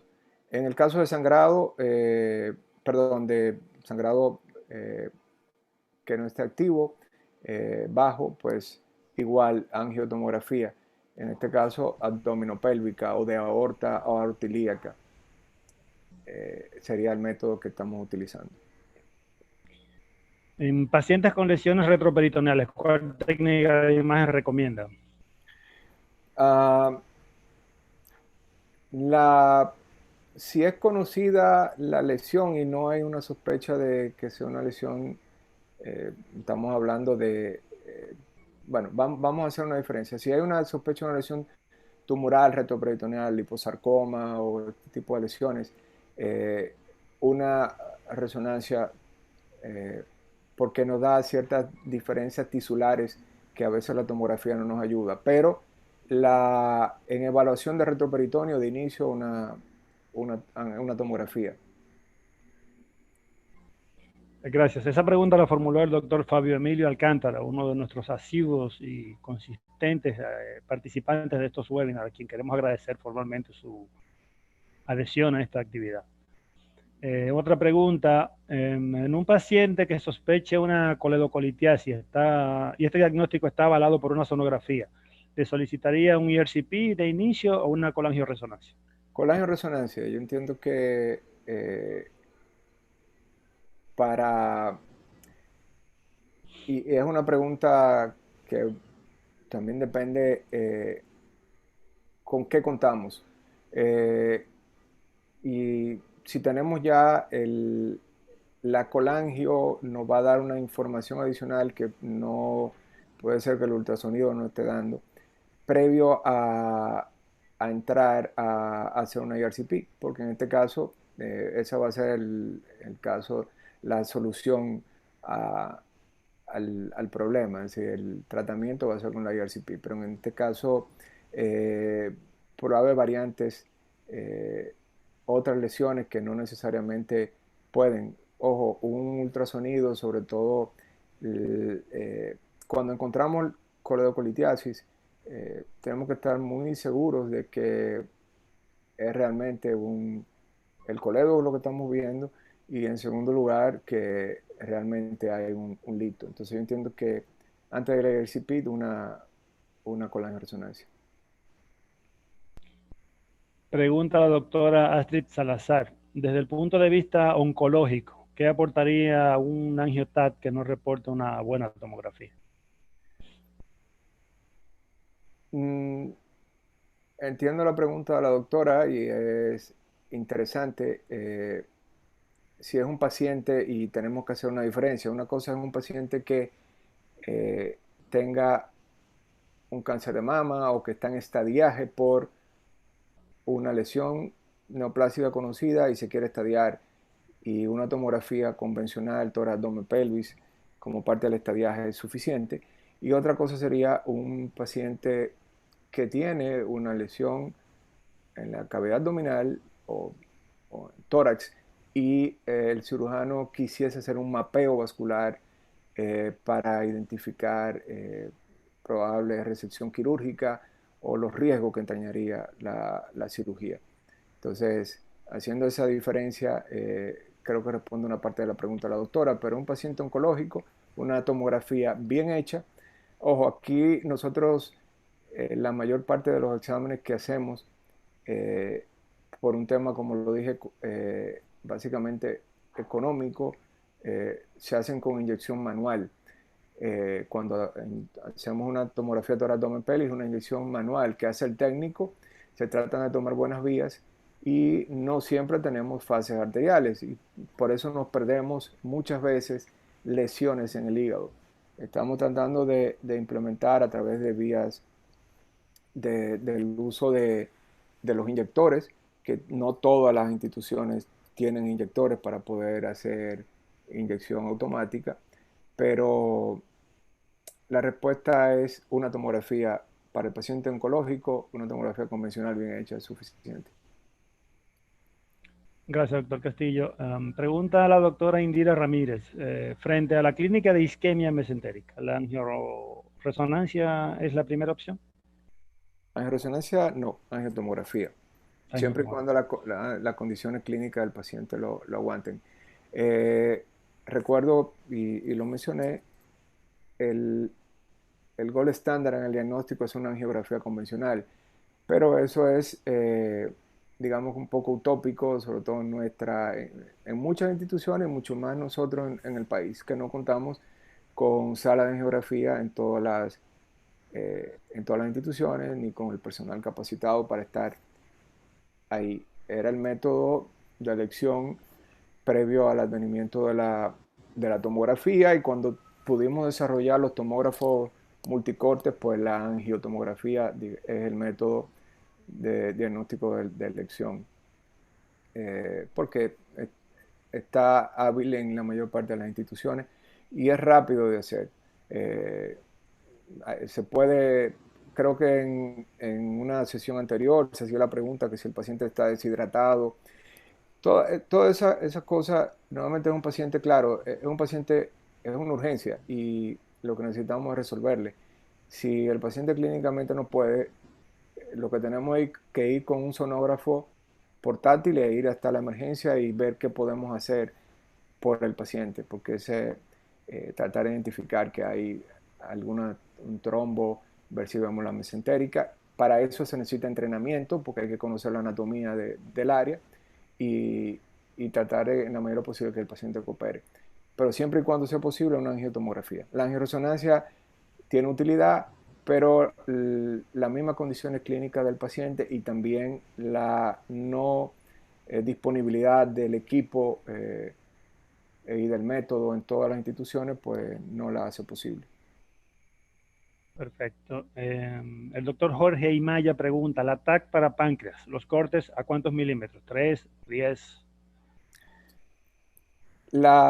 Cuántos milímetros sean necesarios. La gran ventaja que tenemos ahora es que, a pesar de que ustedes reciben, aún sea en una imagen digital, cortes, ustedes reciben hasta 50, 60 cortes. Nosotros podemos ver, cuando nos sentamos a trabajar en las estaciones de trabajo, podemos ver 500, 600, 700 imágenes. Podemos hacer cortes hasta 0,25 milímetros. Es decir, que preferiblemente los cortes se hacen cortes milimétricos, un volumen, y a partir de ahí el equipo hace reconstrucciones para la entrega al paciente, pero también para nosotros. Los cortes preferibles 3 milímetros para interpretación, pero podemos trabajar, y los equipos multicortes son capaces de hacer por debajo de ahí. Esas son las preguntas que tenemos en el chat hasta ahora. Si alguien desea formular alguna pregunta o pedir alguna aclaración adicional, tiene la oportunidad en este momento. Turnos breves. ¿Alguien más? ¿Puedo hacer una pregunta? Sí, doctor de los Santos, adelante. Miren, al doctor, primero felicitarlo, creo que ha sido una conferencia muy ilustrativa y muy demostrativa realmente por sus imágenes. Pero lo que hacemos a veces cirugía de páncreas, de cabeza de páncreas, tenemos la incertidumbre de que las imágenes que nos dan, por ejemplo, para diferenciar una pancreatitis crónica que está creando problemas a nivel de la cabeza del páncreas, de un cáncer de páncreas por un lado, esa es la primera pregunta, ¿qué tan fácil, con qué estudio podemos hacerlo, diferenciarlo mejor? Esa es una primera pregunta. Y otra pregunta es, por ejemplo, ¿podían también en los reportes identificar exactamente, o no exactamente, más o menos aproximadamente el tamaño del tumor, que era un criterio que hace muchísimo tiempo se entendía como que tumores ya de más de 3 centímetros eran prácticamente irresecables? Entonces eso también creaba cierta incertidumbre en uno. Entonces quisiéramos saber qué tan fácil es para ustedes establecer esta diferenciación para ayudar al cirujano en torno a la toma de decisiones quirúrgicas, aunque yo sé que usted planteó ahí algunos esquemas de la sociedad, el colegio de radiología norteamericano, algo así. Pero son cosas que a nosotros nos interesa saber para aclarar en determinado momento. Y una última pregunta es, que serían tres en este caso, ¿es suficiente con una angiotomografía o con una tomografía tridimensional, como sea para páncreas, o una colangioresonancia, en este caso, decidir tomar la decisión quirúrgica, o es necesario la búsqueda de una biopsia? Y esta pregunta la hago porque en nuestro país resulta muy difícil lo que es la imagenología intervencionista, y casi siempre hay mucho temor para incursionar en ese, y mucho más después de las demandas médicas. Quería aclarar esos tres aspectos, saber en qué medida el doctor podría ayudarnos en ese sentido. Y lo felicito de antemano por su brillante intervención. Gracias, doctor. Bueno, creo que voy a comenzar por la segunda pregunta. Sí, ciertamente los criterios y lo presenté, esos criterios son, de hecho, del Annals of Surgery, y ya el criterio, por supuesto, el tumor, si es un tumor más grande y más avanzado, probablemente haya más invasión, pero la posibilidad de que haya una resección venosa o arterial o invasión de una u otra estructura nos lo va a dar un examen angiotomográfico, un examen trifásico, en este caso para páncreas específico, porque tenemos unos protocolos. La resonancia de mucha utilidad también en estos casos. A veces las mismas condiciones del paciente, es más fácil sostener una inspiración por el tiempo que los tomógrafos hacen los exámenes, que apenas segundos, que a veces estar encerrado en el resonador, y eso nos da ciertas dificultades, pero podemos hacer reconstrucciones vasculares también muy buenas en resonancia, y la resonancia tiene utilidad. Insisto mucho con la tomografía porque quizás es el método más simple y con el que ustedes se pueden sentir más cómodos para evaluar, pero sí, podemos hacerlo a través de un examen eh, angiotomográfico o una resonancia. La colangioresonancia, pues como les demostré, el hecho de que sume valores como la difusión, la colangio, que nos puede identificar dilataciones de la vía biliar y obstrucciones distales. Y ahí viene entonces por supuesto, aunque aquí no vimos imágenes con adenopatías y todo lo demás, pues es una suma de cosas. Desde el punto de vista de imagen, la confirmación definitiva es una biopsia. Ustedes quisieran tenerla previo a la cirugía.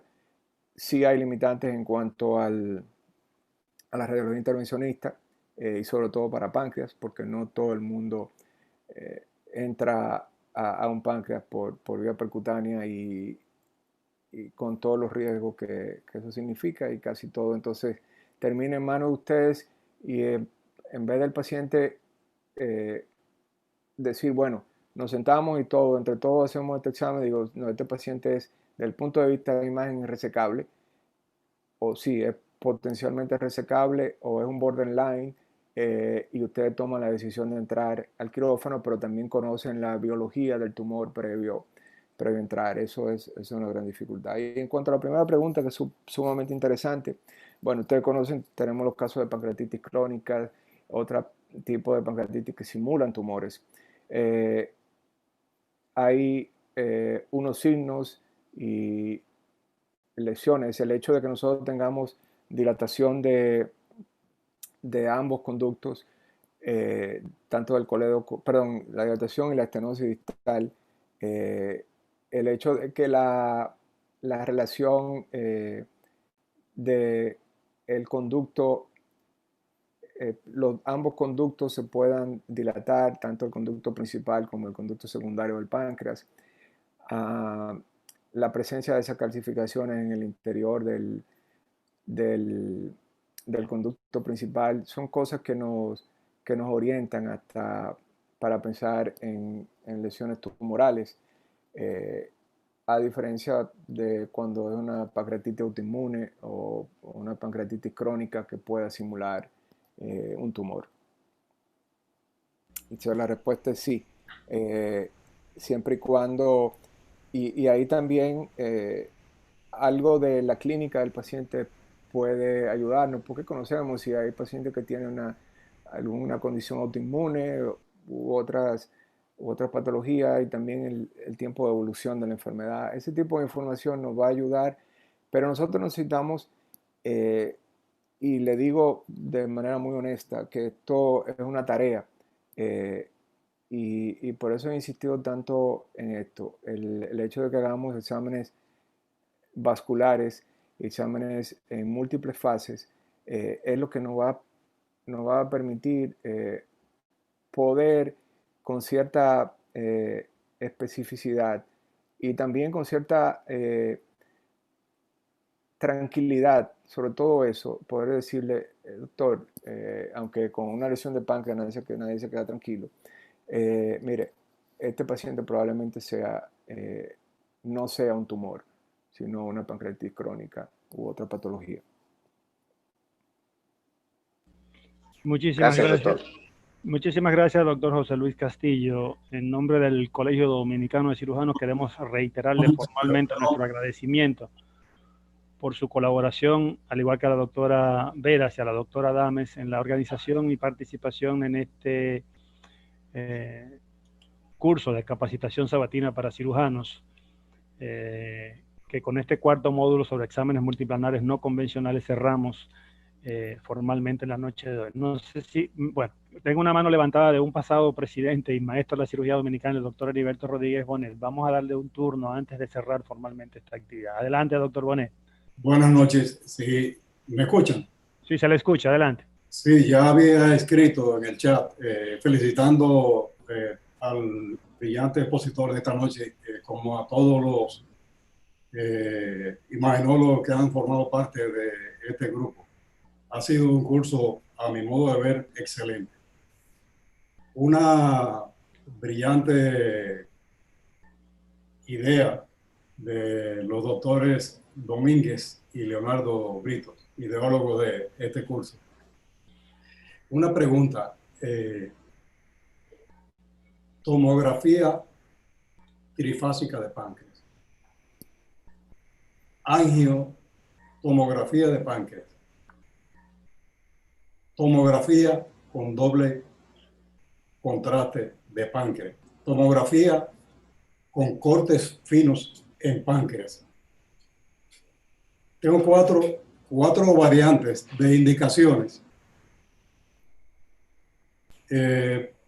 Hago la pregunta porque me han devuelto en varias ocasiones indicaciones y en la mayoría de los casos he tenido que escribir angiotomografía de páncreas.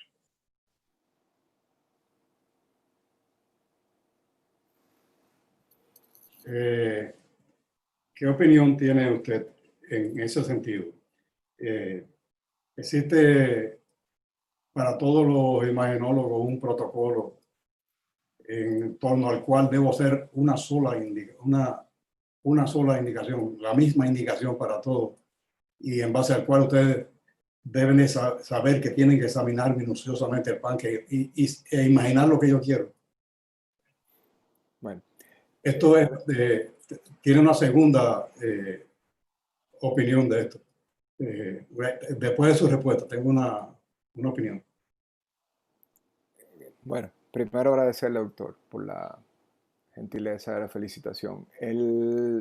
Sí, y entiendo su pregunta, y de hecho esa pregunta surgió previamente, y la doctora, vamos acá con la parte del doble contraste. El doble contraste, como bien explicó la doctora Veras en algún momento, se utiliza de un término para la radiología convencional.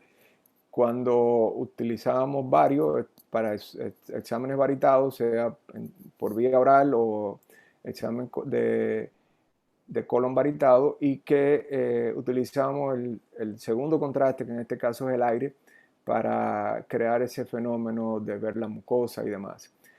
¿Qué ha sucedido? Lamentablemente, a los que nos han llevado las aseguradoras es que, y muchas veces le hemos solicitado, y ustedes nos han ido ayudando con eso, porque hoy día el contraste oral implica un costo económico. La cantidad de contraste que se da cuando vamos a utilizar para que el paciente ingiera, que no lo cubre el resto del examen. Entonces, si el seguro no está escrito, o ese doble contraste o contraste oral y endovenoso, no hay cobertura para ese tipo de exámenes. Entonces, para comenzar, para evaluar páncreas, si ustedes tienen una sospecha de lesión pancreática, la necesidad de contraste oral, el contraste oral no es necesariamente parte del protocolo. Nosotros sencillamente, y sí tenemos que hacerlo, sobre todo cuando con agua es más que suficiente. Con tal de que nosotros distendamos bien la cámara gástrica y logremos que el marco duodenal se opacifique con agua y hacer ese contraste entre el páncreas inyectado y el marco duodenal es más que suficiente. La respuesta a su pregunta, una tomografía trifásica de páncreas debe ser la indicación correcta. ¿Qué sucede? Lamentablemente, la mayor parte de las aseguradoras o de las instituciones médicas no tienen contratado como tal ese servicio. Y por eso usted va constantemente a tener el paciente de vuelta con usted para diciéndole no tengo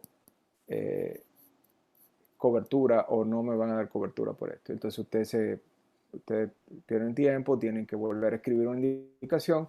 Entonces lo correcto en este caso es que escribir una tomografía trifásica abdominal y dar un poco de la historia de que hay una sospecha de lesión pancreática, porque nuestro deber, y por lo menos nosotros en la institución que trabajamos así lo hacemos, es que leemos esas indicaciones y los técnicos están entrenados para que el protocolo que se haga sea un trifásico específico para hígado, porque tiene cierta diferencia en cuanto a los tiempos de hígado respecto a lo que sería el páncreas respecto al hígado, perdón.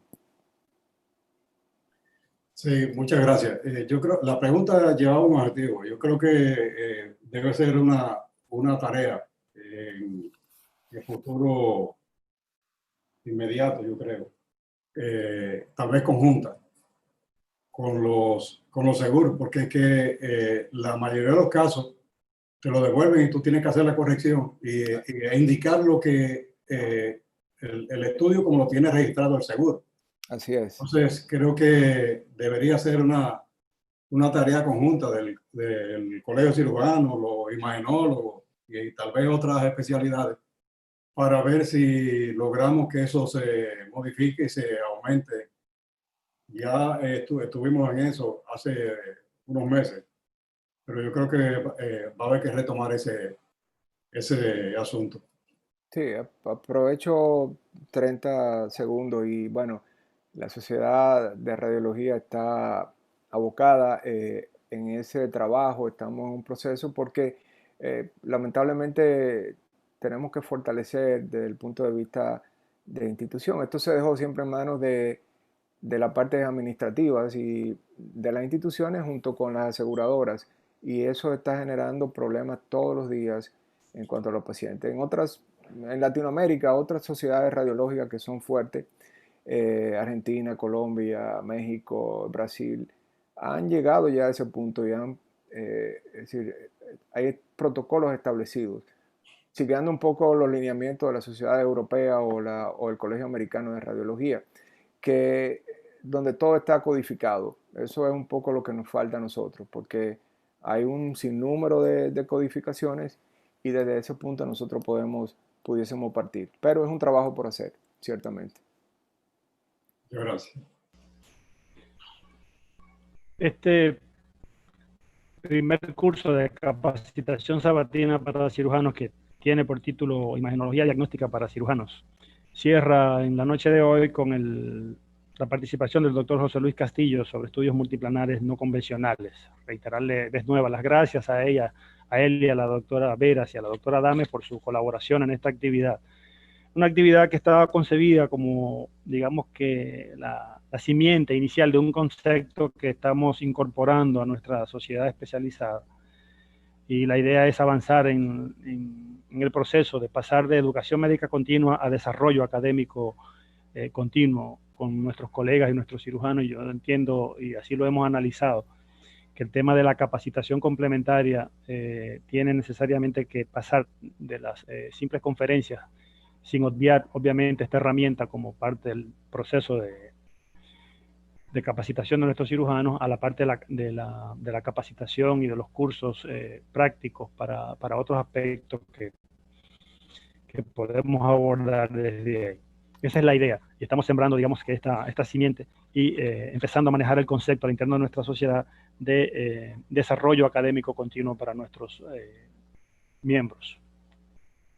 Gracias de nuevo, doctor José Luis Castillo, por su participación. Gracias a ustedes. Unas informaciones antes de cierre y pasar las palabras a nuestro presidente para concluir la actividad.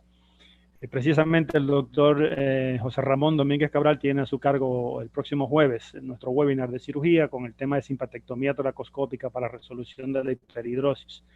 Como siempre, a las 7 de la noche por esta misma plataforma. La jornada precongreso con los temas de postulantes a miembros a la membresía del Colegio Dominicano de Cirujanos, que tiene fecha de sábado 11 y lunes 13 de julio a las 6:30 de la tarde en esta misma plataforma. Tenemos el sábado 11 5 temas de vías biliares y un tema de angiología a cargo de 6 postulantes a miembros del Colegio Dominicano de Cirujanos, y los otros 6 van a presentar su trabajo el lunes subsiguiente, el lunes 13. Nuestro congreso virtual que se va a celebrar el 17 al 19 de julio. En el congreso estará el doctor Rubén Peralta entre los 38 conferencistas que ya tenemos confirmados y que tienen temas asignados, y tiene a su cargo el tema de cirugía y cuidados críticos en tiempos de COVID-19. También estará con nosotros el doctor Nathan Sundel con un tema sobre manga gástrica perfecta. Recordarles que tenemos una página web y una conexión en línea para su registro en esta actividad. Estamos apenas a 19 días del inicio formal de nuestro congreso. 2/3 de la capacidad de la plataforma ya están reservadas y ocupadas, así que no dejen su inscripción para última hora, porque podrían quedarse fuera por razones de cupo en la plataforma. Recordarles que está disponible en nuestra portal web la guía de recomendaciones del Colegio Dominicano de Cirujanos, cirugía en tiempos de COVID-19. Favor de reiterar la invitación a que se suscriban a nuestro canal de YouTube, entrando directamente al canal o entrando a través de la página del Colegio Dominicano de Cirujanos.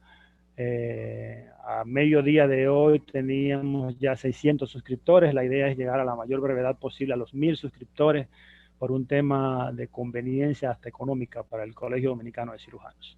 Queremos que nos sigan ayudando con esta tarea de incorporar nuevos suscriptores a nuestro canal de YouTube. Recordar además que estamos en las demás plataformas virtuales de Facebook, Instagram y Twitter, para que nos puedan seguir también por esa vía. Agradecer a BP Medical el patrocinio que le brindó a este curso de capacitación sabatina para cirujanos a lo largo de estas 4 jornadas, que como he dicho precedentemente, concluye en el día de hoy. Nuestro correo institucional para fines de envío de su nombre correcto para certificado de participación en esta actividad. Doctor Domínguez, sus palabras de cierre, por favor. Gracias, doctor Brito, muy gentil. Deseo, antes de despedir este curso de capacitación radiológica, saludar con mucho placer la presencia del maestro de la cirugía dominicana, el doctor Rafael Esteves Reyes. Es un honor, doctor Rafael Esteves, que nos acompañe a nosotros esta noche.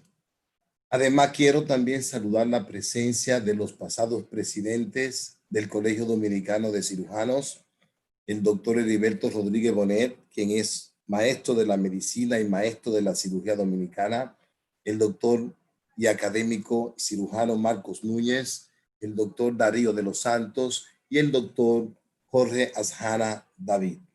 Quiero agradecer también la grata presencia de nuestros amigos ecuatorianos, los cirujanos, doctora Glenda Herrera y Amílcar Herrera, y también de la doctora Aimé González desde Brasil.